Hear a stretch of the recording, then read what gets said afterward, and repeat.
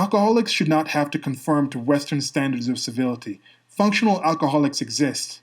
Hashtag sobriety at any intoxication.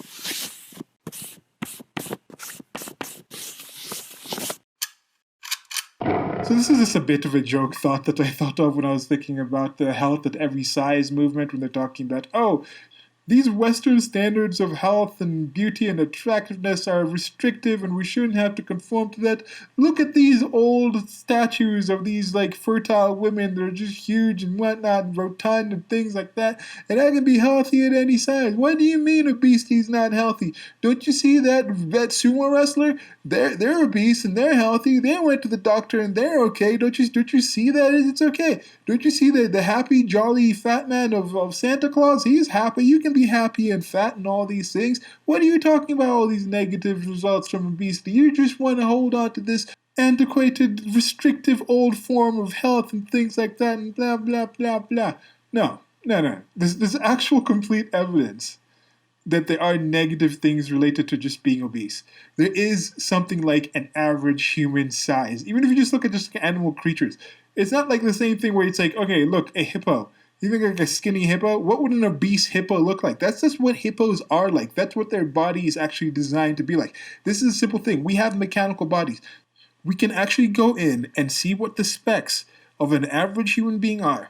We know what the physical animal body does. Spends a certain amount of energy. We can tell what the average health level is, how much energy expenditure is put out, how much goes in, what is the optimum, what are the good levels of performance of that physical body for just basic life, for just basic average life. These are things that we know down to an almost factual level. I mean, it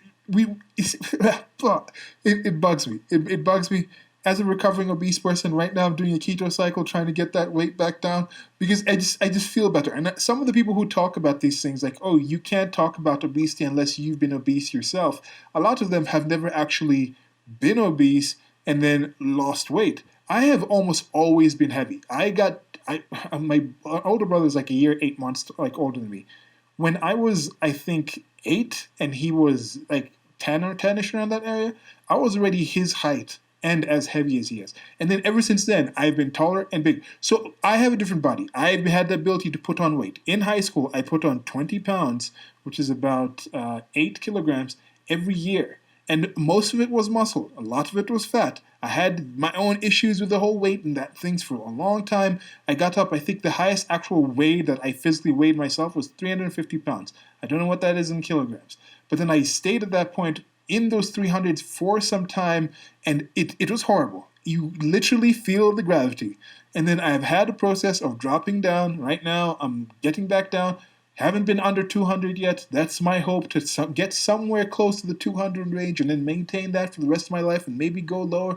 But I can tell you that this actually is a personal, this might just be personal experience, but I think just in general, most other people will agree with this who have been through this process, is you are healthier. When you're at that lower weight, your body just feels better. You have more energy in general.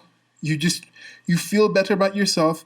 I'm thankful with playing American football and just having a bigger frame that I didn't really have too many of the actual joint issues and that kind of issue that can happen because these things can happen young. But one of the things I started thinking about some years back when I started this journey to just get back to health, this fitness acceptance thing, except that I will admit that I never really had a point where I was demanding people accept my fatness. I realized I was in an unhealthy situation.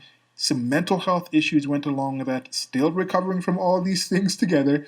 So I'll take that all into consideration. So I don't understand when the people say you must accept my fatness. You must say being 5'2" and 350 pounds as a female is the same as being 5'2" and 140 pounds as a female. It is just, in general, it's not the same. It's not the complete definitive thing about you being healthy or not, but it's a massive one. I would just say 99% of the time, if somebody is at that heavier weight, they are probably more unhealthy in general than the person who would be at that 140.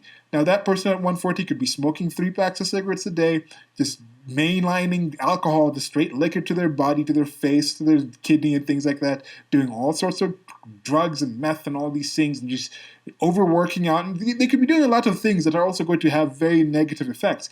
But just the obesity alone and everything else being okay, you're just on a caloric overload.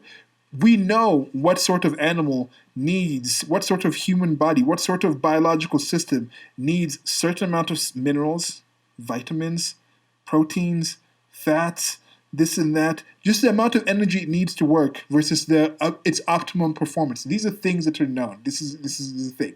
So when we talk about this whole situation of health at any size, it's not accurate. So I wanted to use this example of alcohol where, yes, just drinking alcohol every day doesn't necessarily make you unhealthy. It doesn't necessarily make you an alcoholic. But when you're actually drinking that alcohol, it is not the same as not being intoxicated. There's no alcohol that does not intoxicate you. So there's no level of fat putting on that is just the same as not having that excess fat. On one side, you have fitness. On one side, you have unhealthiness. And obesity is towards the unhealthiness. Not being obese is towards the fitness. Just like on one side, there's intoxication. On one side, there's sobriety. Not drinking is towards the sobriety. Any drinking is towards the intoxication. Now, there's different levels of it. Everybody will deal in the same way. I think most people who just don't have the general frame that I've had, the general genetics that I've had, with the musculature that I had under it to begin with, would not have been able to deal with the weight that I had at that same level. Like right now, if you look at me, in general, people seem to think I'm a lot lighter than I actually am. And that's just in part due to my frame, just the way the muscles and bones and everything is distributed. So this is a general thing that differs with people. So different people will have the same thing. Not everybody is at the same health level, even if they eat in the same exact diet. Some people eat beans, just peanuts, and they die from it. Most people eat those things, and it's just a thing that they actually eat, and they're okay with it. So we understand. I understand those differences.